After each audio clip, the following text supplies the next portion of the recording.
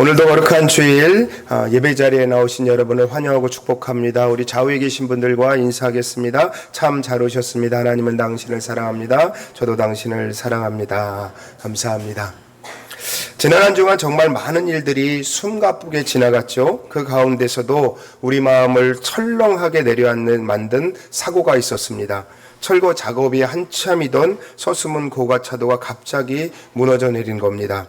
더 가슴 아픈 것은 현장에서 안전진단을 맡아 일하시던 귀한 분들이 그 자리에서 목숨을 잃으셨다는 거죠. 안전을 지키러 나간 분들이 오히려 그 자리에서 변을 당하셨다는 그 사실이 참으로 말로 다 할 수 없는 슬픔입니다. 나중에 밝혀진 사실은 더 아찔했죠. 고가가 무너지기 불과 5분 전에 KTX가 그 밑을 지나갔고 1분 전에는 무궁화호가 그 아래를 통과했습니다. 그뿐만이 아니죠. 붕괴 직전 12시간 동안 아무런 통제 없이 열차와 전동차가 무려 166대나 그 아래를 지나갔다는 사실이 확인됐습니다. 5분만, 딱 1분만 늦었더라면 지금 우리가 상상조차 하기 싫은 훨씬 더 끔찍한 참사를 마주했을 것입니다. 이 사고가 우리에게 주는 한 가지 뼈아픈 사실이 있는데, 우리가 굳게 서 있다고 생각하는 우리의 평범한 일상이 사실은 굳게 디디고 있는 우리의 일상이 얇고 위태로운 살얼음판 위와 같다는 것이죠. 아무 문제 없이 잘 굴러가는 것 같던 내 삶의 기반이 어느 순간 한꺼번에 무너져 내릴 수 있다는 두려움, 그것이 결코 남의 이야기가 아니라 이번 사고로 너무 선명하게 나에게도 일어날 수 있다는 것을 우리에게 보여주고 있는 거죠. 거기다가 이번 주는 6.3 지방선거와 보궐선거를 앞두고 온 동네가 선거판의 열기로 펄펄 끓어올랐죠. 유세차가 돌아다니고 저마다 자기가 옳고 상대방은 절대 안 된다며 핏대를 내세우며 그 소란스러운 그 소리들이 우리의 귓가에 사정없이 때렸습니다. 사고 소식에 마음이 가라앉히기도 전에 선거 소음이 더해지면서 이번 주는 참 마음이 붕붕 떠 있는 듯 안동되지 못하고 뒤숭숭한 채로 보내야 했던 한 주였습니다. 믿음으로 산다는 것, 믿음으로 살아가는 발버둥치는 우리라고 해서 이 혼란한 세상의 무게를 피해갈 수는 없는 노릇이죠. 어수선한 세상 한가운데서 애써 우리가 무릎을 꿇고 기도해 보지만 마음 한구석에는 늘 납덩이 같은 무거움이 여전히 남아 있습니다. 아무리 열심히 신앙생활을 해도 내 형편은 쳇바퀴 돌듯 제자리 걸음인 것 같고 간절히 부르짖어도 하늘은 굳게 닫혀 있는 것처럼 느껴질 때가 참 많이 있잖아요. 만약 오늘 그런 안정되지 못하고 뒤숭숭한 마음을 안고 이 자리에 오신 분이 계시다면 오늘 하나님께서 주시는 이 말씀이 바로 우리의 멍든 가슴을 싸매고 다시 일어서게 하는 생명의 말씀이 될 줄 믿습니다. 오늘 우리가 함께 읽은 에레미야 29장은 바로 그런 우리네 삶처럼 든든한 기반이 송두리째 무너져 내리고 세상의 시끄러운 소름의 그 소리에 아무 문제 없이 그 소리에 살아가는 것 같지만 그 세상의 소음과 세상의 그 무게로 인해서 짓눌려서 넋을 잃고 있는 사람들을 향하여 하나님께서 직접 띄워보내신 편지입니다. 그냥 편지가 아니라 나라가 망하고 모든 것을 잃어버린 채 이방 땅에 포로로 끌려간 백성에게 선지자 에레미야 손을 빌려서 집석 쓰신 하나님의 친서입니다.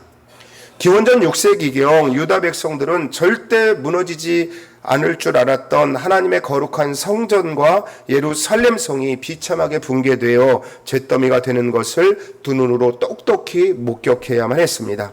그것도 하나님을 믿지 않는 이방 민족 바벨론 손에 의해서 말이죠.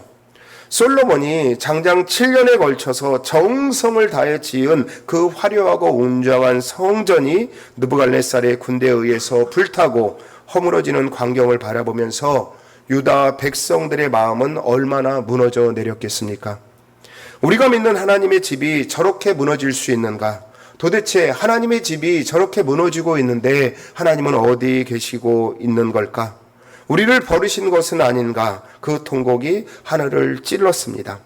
그리고는 목에 무거운 멍에가 씌워지고 밧줄에 묶인 채 무려 1500킬로나 떨어진 낯선 바벨론 땅까지 짐승처럼 끌려가야 했습니다. 서울에서 부산을 2번 왕복하고도 남는 거리이죠. 바벨론 군대는 포로들을 이동시킬 때 목에 이제 Y자로 된 나무 멍에를 씌우고 밧줄 한 줄 한 줄로 이렇게 사람들을 일렬을 세워서 묶고 끌고 갔다고 합니다. 그러니 앞사람이 넘어지면 뒷사람도 넘어지는 구조였지요.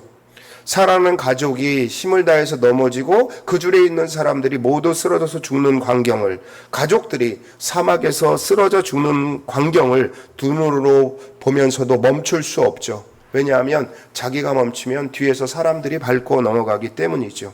그래서 피 눈물을 흘리면서 걸어가야 하는 1500km의 죽음의 행군이었습니다. 그렇게 수개월을 걸쳐서 도착한 바벨론은 그야말로 어마어마한 도시였습니다. 성문 입구부터가 달랐어요.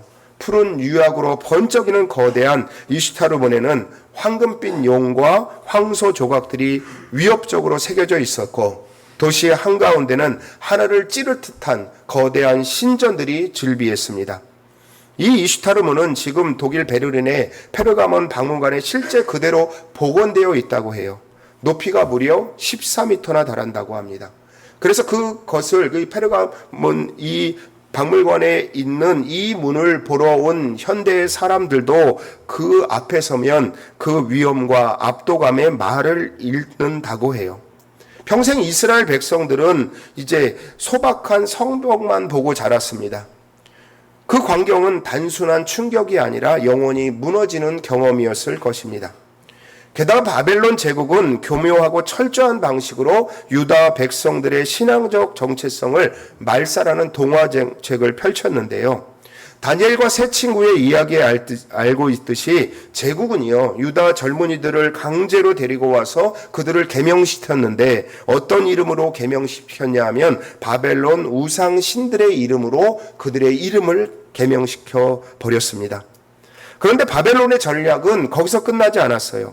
19세기에 발굴된 고대 점토판 문서인 무라슈 문서를 보면 바벨론에 살던 유대인들이 상인, 지주, 심지어 왕신과 관련된 사업을 하는 사람들도 있었다라고 기록하고 있습니다. 그러니 바벨론은요, 포로들을 단순히 억압하는 데서 그치지 않고 오히려 어느 정도의 경제적인 자유를 허용하면서 그들 스스로 이방 문화에 젖어들어서 하나님을 잊어버리고 그리고 우상을 섬기게 하는 훨씬 더 교활한 전략을 쓴 것입니다. 칼로 죽이는 것보다, 힘으로 누르는 것보다 풍요로움 속에서 정체성을 지우는 것이 더 무서운 방법이라는 것을 바벨론은 이미 알고 있었던 거죠. 그 처참한 현실을 고스란히 담긴 고백이 시편 137편 1절인데요. 이렇게 그들은 고백하고 있습니다. 우리가 바벨론의 여러 강변 거기에 앉아서 시온을 기억하며 울었도다. 수금은 버드나무 위에 걸어놓은 채 강가에 주저앉아서 하염없이 울기만 했죠. 그렇게 하루하루를 눈물로 버티다 보니 그들 마음속에 한 가지 간절한 소망이 조금씩 커갔습니다. 당장 내일이라도 하나님께서 불벼락을 내리셔서 저 교만한 바벨론을 멸망시키고 우리들을 고향 땅으로 돌려보냈으면 좋겠다. 이런 기적이 일어났으면 좋겠다. 그런 절박한 마음으로 그 바벨론 강가에 모여서 그렇게 그들의 소원을 담아 하나님께 기도했죠. 바로 그 틈을 파고들은 사람들도 있었는데요. 누구냐 하면 거짓 선지자들이었어요. 하나님 같은 거짓 선지자들이 귀에 쏙 들어오는 달콤한 말을 퍼뜨리면서 하나님께서 바벨론의 멍에를 꺾으셨으니 길어야 2년만 버티면, 이제 길어야 2년만 있으면 너희들이 바벨론은 망하고 너희들은 다시 돌아간다 라고 그렇게 달콤한 말을 합니다. 지푸라기라도 잡고 싶은 이 유대인들, 이 말을 듣고 열광을 했지요. 그래서 짐도 풀지 않은 채, 왜냐하면 곧 우리 땅으로 들어갈 수 있다는 그런 마음이 있었기 때문에, 그래서 짐도 제대로 풀지 않은 채 언젠가 찾아올 기적을 손꼽아 기다리는 삶을 살게 되었습니다.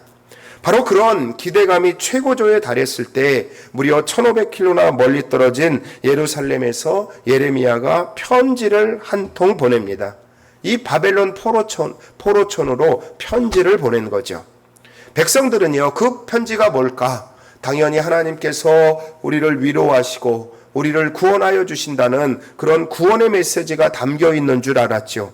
하지만 그 편지를, 그 봉투를 뜯는 순간 억장이 무너져 내리는 하나님의 명령을 마주하게 됩니다.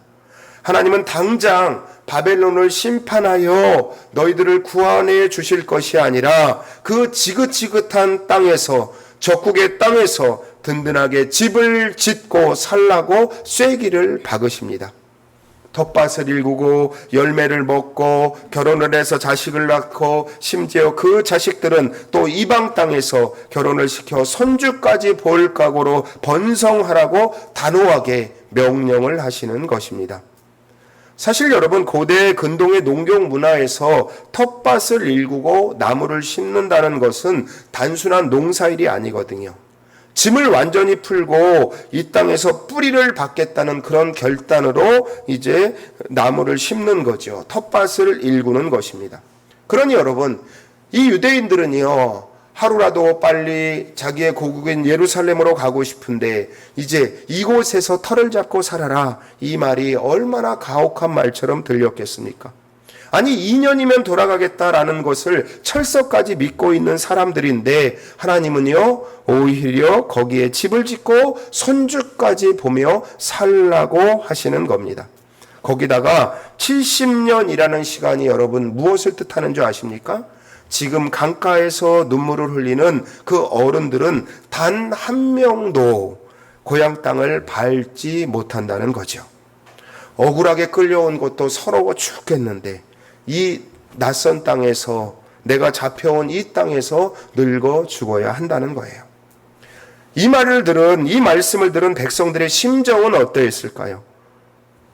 왜 하나님은 이 고통을 빨리 끝내고 우리를 고향으로 돌려보내주지 않는 걸까? 왜 우리에게 이 자리에 사라고 말씀하시는 걸까? 이런 마음에 이런 질문을 담고 있었을 것입니다. 이것이 오늘 우리가 함께 풀어봐야 할 질문이기도 합니다. 그렇다면 왜 하나님은 이런 말씀을 하셨을까요? 우리를 사랑한다고 하시면서도 왜 하필 원수들의 심장부에서 70년이나 버티며 살라고 하시는 건지 도무지 쉽게 납득이 되지 않습니다. 당장 하나님께서 불을 내리셔서 기적을 베풀어 주셔서 이 나라를 망하게 하고 우리를 구원해 주시는 것이 진짜 사랑이라고 생각했습니다. 그런데 하나님은요, 우리와 전혀 다른 것을 바라보고 계셨습니다. 70년이라는 그 숫자 속에 그 비밀이 숨어 있는데요. 역대하 36장 21절에 보면 이 포로 기간이 아무렇게나 정해진 벌이 아님을 알 수 있습니다. 이스라엘 백성들은요, 가나안 땅에 들어간 이후 무려 490년 동안 안식년 규례를 제대로 지키지 않았습니다. 7년마다 한 번씩 땅을 쉬게 하고 가난한 자들의 빛을 탕감해 주라는 하나님의 법을 무시한 채 끝없는 탐욕으로 땅을 혹사시키며 자신들의 배만 불려왔던 것입니다. 여러분, 우리 나누기 한번 해볼까요? 49년을 7로 나누면 몇 년이죠? 70입니다. 하나님은 그들이 빼앗아 먹었던 70번의 안식년을 한꺼번에 되돌려 받으신 것입니다. 그러니 여러분, 바벨론 포로 생활은 단순한 징벌이 아닙니다. 탐욕으로 번든 백성의 마음과 황폐해진 언약의 땅을 동시에 회복시키려는 하나님의 치밀하고도 정확한 정화의 시간이었던 거죠. 여기서 또 하나의 중요한 역사적 사실이 있는데요. 고대 근동사회에서 정복자들이 피정복자들을 다루는 방식이 크게 두 가지였다고 해요. 아수르 제국은요, 피정복자들을 뿔뿔이 흩어 정체성을 완전히 말살시키는 방법을 썼는데요. 북이스라엘이 아수르에게 멸망을 당한 후 이른바 잃어버린 10지파가 된 것은 바로 그것 때문입니다. 그들은요, 세계 각지에 강제로 이주되어서 민족적, 신학적 정체성을 완전히 잃어버리고 역사 속으로 사라져 버렸습니다. 그런데 바벨론은 달랐습니다. 느부갓네살왕의 바벨론 제국은 피정복자들을 한 곳에 모아 집단 거주지를 형성하게 해 주었어요. 유다 백성들은 텔아비브라고 불리는 그 지역에 함께 살 수 있었습니다. 에스겔 3장 15절에 보면 그 지명이 등장하는데요. 오늘날 이스라엘의 도시 텔아비브의 이름이 바로 바벨론 포로촌에서 유래한 것입니다. 뿔뿔이 흩어졌어도 민족도 신앙도 언어도 모두 뿔뿔이 흩어져서 다 사라졌을 텐데 하나님은 바벨론이라는 전혀 예상치 못한 방식을 통해서 오히려 당신의 백성들을 한데 모아서 보존하고 계셨던 거죠. 재앙처럼 보이는 것 안에 이미 평안의 설계가 들어있었던 것이죠. 그뿐만이 아닙니다. 성전이 모두 불타 사라진 바벨론 땅에서 백성들은 도대체 어떻게 하나님을 예배할 수 있었을까요? 놀랍게도 이 절망의 시기에 기독교 역사상 가장 위대한 영적인 전환 중 하나가 조용히 일어납니다. 짐승을 잡아 피를 흘리며 제사를 드릴 수 없게 되자 유대 백성들은 빈손으로 삼삼오오 모여서 그 강가에 모여서 하나님의 말씀을 암송하고 눈물로 기도하기 시작했습니다. 그래서 학자들은 이것이 바로 회당의 위대한 출발점이다라고 봅니다. 오늘날 우리가 드리는 예배의 형식, 말씀을 읽고 기도하고 찬송하는 그 뼈대가 화려한 성전에서 만들어진 것이 아니라 바벨론 포로촌 한 구석에서 눈물로 모인 그 작은 모임에서 시작된 것입니다. 번듯한 건물도 제사장도 재물도 없는 그 자리에서 오직 살아계신 하나님만을 붙드는 진짜 신앙의 본질이 꽃을 피웠던 것입니다. 결국 하나님이 유다 백성에게 진짜 주시고자 했던 기적은 바벨론 제국이 하루아침에 무너지는 것이 아니라 절망의 한가운데에서도 하나님을 향한 기도의 길을 뚫고 일어나는 백성의 내면적인 부흥을 하나님께서 원하셨던 것입니다. 그래서 11절에 하나님은 이렇게 백성들에게 선포하십니다. 우리 11절 같이 한번 읽어볼까요? 시작. 나의 생각은 내가 안하니 평안이요 재앙이 아니니라 너희에게 미래와 희망을 주는 것이니라. 아멘. 겉으로 보기에는 이 사람들은요 숨이 턱턱 막히는 재앙 같았지만 사실은 이 70년의 바벨론 생활은 이스라엘 백성을 온전히 살려내기 위한 하나님의 깊고 치밀한 치유의 시간이었던 거죠. 그리고 12절과 13절에 이렇게 약속을 하시는데요. 같이 읽어보겠습니다. 시작. 너희가 내게 부르짖으며 내게 와서 기도하면 내가 너희들의 기도를 들을 것이요 너희가 온 마음으로 나를 구하면 나를 찾을 것이요 나를 만나리라. 아멘. 하나님께서는 이렇게 약속하시는 거예요. 부르짖으면 들으시고 온 마음으로 찾으면 만나 주신다는 겁니다. 그런데 여기서 구하다라고 번역된 히브리어 단어 하나가 있는데요. 다라시라는 히브리어 단어입니다. 이 단어의 원래 뜻이 무엇이냐 하면 발로 밟아 길을 낸다는 뜻을 가지고 있습니다. 여러분 산을 처음 가면요 길이 없잖아요. 그런데 사람들이 한 번 가고 두 번 가고 또 가고 자꾸 가다 보면 뭐가 생기죠? 오솔길이 생기잖아요. 이 다라시가 바로 그겁니다. 한 번 찾아보고 마는 것이 아니라 한 번 기도하고 마는 것이 아니라 자꾸 밟고 또 밟아서 길을 만들어 가는 것, 그게 바로 하나님이 말씀하시는 구하는 것이다라고 우리에게 알려주는 거죠. 그래서 바벨론 포로들이 그렇게 했습니다. 성전도 없고 제사장도 없고 아무것도 없는 그 자리에서 오늘 모이고 내일 모이고 아침에 모이고 점심에 모이고 저녁에 모이고 또 모이고 또 모이고 모여서 눈물로 기도하기를 반복했습니다. 그렇게 밟고 또 밟은 그 발걸음들이 쌓여서 결국 회당이 생기게 되었죠. 하나님을 만나는 길이 열리게 된 것입니다. 그런데 여러분, 이 말씀이 2600년 전 바벨론 포로들에게만 해당되는 말씀일까요? 아니죠. 바로 오늘 우리들에게도 말씀하시는 그 말씀입니다. 생각해 보세요.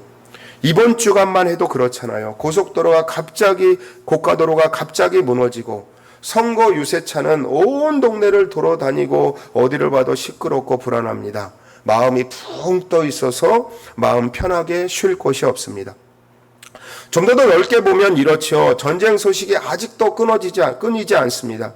물가는 오르는데 내 수입은 제자리고, 정치는 매일 싸움을 하고 내일은 어떻게 될지 모르는 불안함이 늘 우리의 마음 한구석을 짓누르고 있습니다.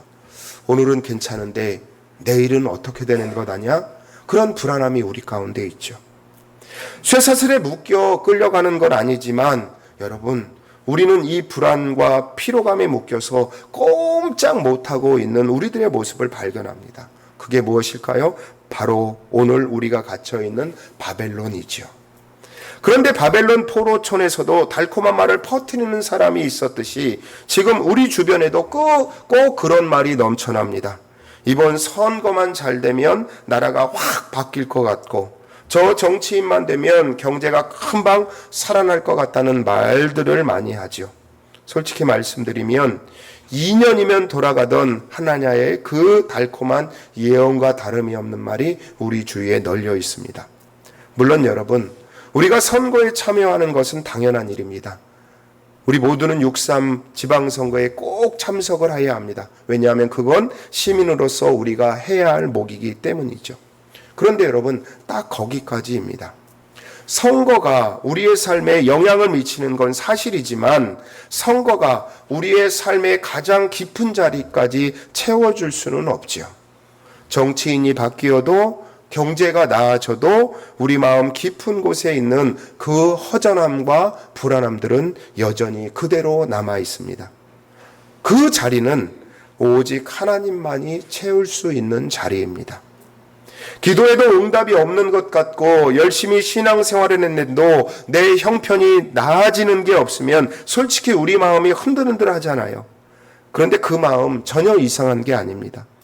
바벨론 강가에서 수금을 버드나무에 걸어둔 채 하염없이 울기만 했던 그 백성들도 그 당시 똑같았습니다. 그런데 그들에게 그곳에 하나님이 그 자리에 와서 그들을 만나 주셨습니다. 다 포기하고 싶은 그 자리에서, 내 삶에서 다 내려놓고 싶은 그 자리에서 하나님이 친히 우리 가운데 오셔서 우리를 만나 주십니다. 바로 이것이 오늘 우리에게 주시는 가장 중요한 메시지입니다. 저도 그렇습니다. 몇 년 전에 정말 재앙처럼 느껴지는 일을 겪었어요. 그렇게 기도했는데도, 그렇게 열심히 살았는데도 왜 이런 일이 일어나는지 도무지 답이 보이지 않는 그런 시간들이 있었습니다. 그런데 지나고 나서 돌아보니 그 시간이 오히려 하나님의 선물이었던 거예요.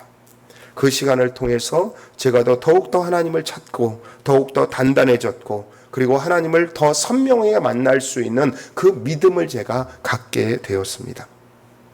믿음이라는 게 그렇잖아요. 믿음은 자라납니다. 어린아이가 자전거를 처음 탈 때 넘어지는 게 당연하듯이 믿음을 처음 가졌을 때 비틀비틀 거리는 것이기 마련입니다.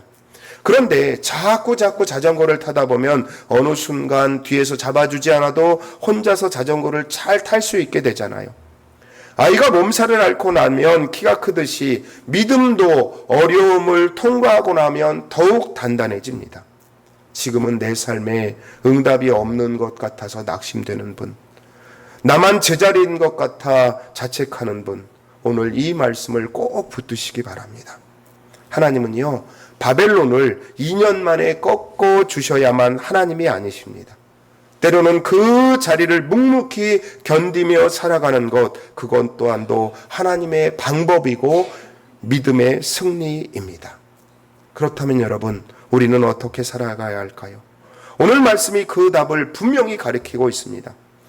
우리의 삶에서 내 이 힘든 삶이, 내 어려운 삶이 언제 끝나냐가 아니라 지금 내가 어떻게 살고 있느냐가 중요하다는 것입니다. 선거가 끝나면, 경제가 나아지면, 세상이 조용해지면 그때 제대로 살아야 하는 마음, 우리 다 한 번쯤 마음속에 갖고 있잖아요. 그런데 여러분, 우리가 사는 세상은 조용해지지 않습니다. 고가도로가 무너지고 기차가 멈추고 논란이 끊이지 않는 이 세상은 앞으로도 더 시끄러울 것입니다. 그 소음이 그칠 때를 기다리다가는 평생 기다리다가 우리의 인생이 끝나고 말 것입니다. 하나님은요, 무작정 기다리라라고 말씀하지 않으세요. 바로 그 자리에서 집을 짓고 주님을 찾으라라고 말씀합니다. 지금 거기서 살라고 말씀하십니다. 지금 이 혼란 속에서, 지금 이 불안 속에서, 지금 이 자리에서 집을 짓고 하나님을 찾으라라고 말씀하시는 것입니다.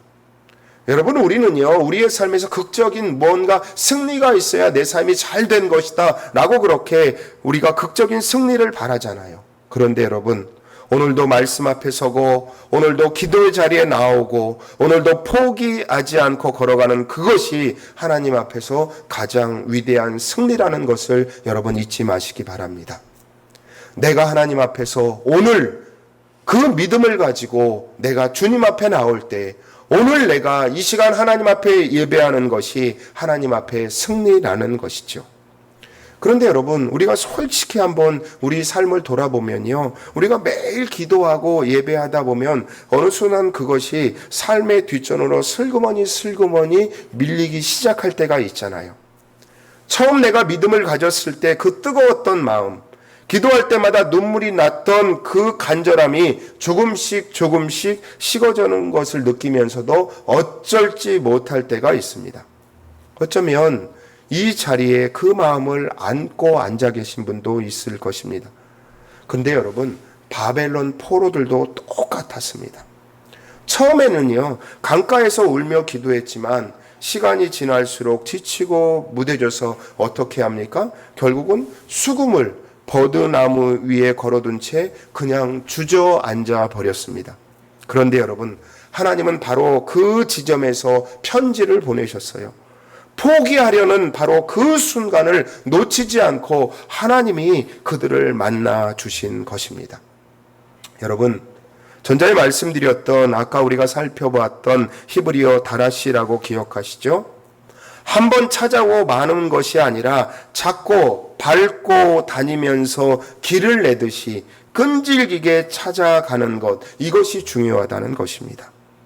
여러분, 한번 생각해 보세요. 산속에 처음 난 길이 누군가 한 번 걸어가서 생긴 게 아니잖아요. 한 사람, 두 사람, 이 사람, 저 사람, 날마다 오다 가다 보니까 어느새 반듯한 오솔길이 생기는 겁니다. 여러분, 기도도 꼭 그렇습니다. 오늘 응답이 없는 것 같아도 오늘 한 번 더 무릎 꿇는 그 발걸음이 쌓이고 쌓이다 보면 결국 하늘까지 뚫리는 길이 됩니다. 마지막 날이 가장 큰 날입니다. 오늘 포기하지 않는 그 한 번의 기도가 바로 그 마지막을 여는 열쇠가 될 수 있습니다. 그리고 14절에 하나님은 마지막으로 이렇게 약속하십니다. 14절 시작. 내가 같이 한번 14절 같이 한번 찾아서 읽겠습니다. 14절 시작.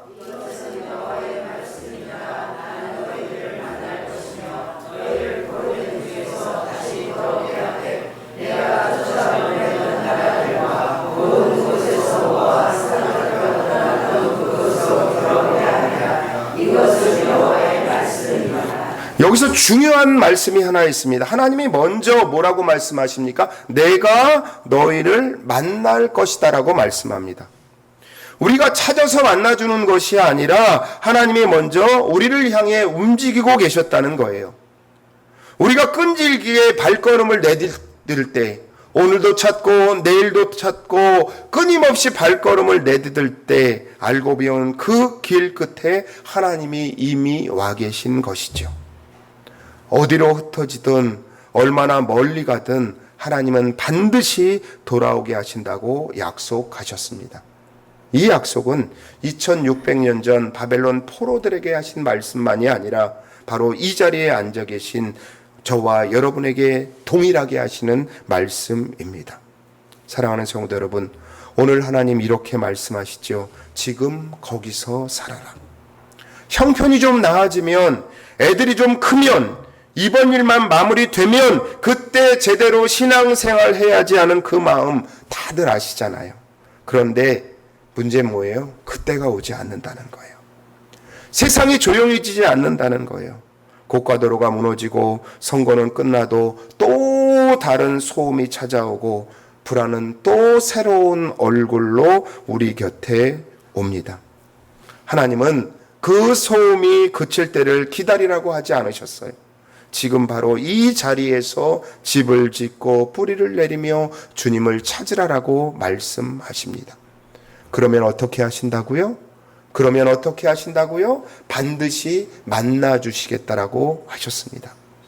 이 약속은 조건부가 아닙니다. 상황이 좋아야, 형편이 나아야 이루어지는 약속이 아니에요. 지금 오늘도 찾고 내일도 찾고 주님을 찾으면 바로 그 찾는 자리에서 주님이 이미 와 계셔서 우리를 만나주신다라고 약속하여 주시는 것입니다. 재앙처럼 보이는 이 시간도 하나님의 손안에서는 평안의 과정입니다. 지금 여러분의 눈물의 자리가 내일의 간증 자리가 될 것입니다. 지금 막막한 이 시간이 훗날 하나님의 그 가장 선명하게 만났던 그 시간으로 기억될 것입니다. 바벨론 포로들이 그랬듯이 우리도 반드시 그렇게 될 줄 믿습니다. 사랑하는 여러분, 오늘 이 말씀 하나만 가슴에 품고 돌아가십시오. 세상이 조용할 때까지 기다리지 마십시오. 형편이 나아지기를 기다리지 마십시오. 지금 바로 이 자리에서 하나님을 찾으십시오. 찾으면 만나주신다라고 약속하셨습니다. 만나주시면 반드시 붙들어 주십니다. 그 하나님이 오늘 저와 여러분 곁에 계십니다. 여러분 한 분 한 분의 오늘과 내일을 그 하나님이 친히 붙들어 주시는 그 은혜를 경험하는 여러분 되시길 바랍니다.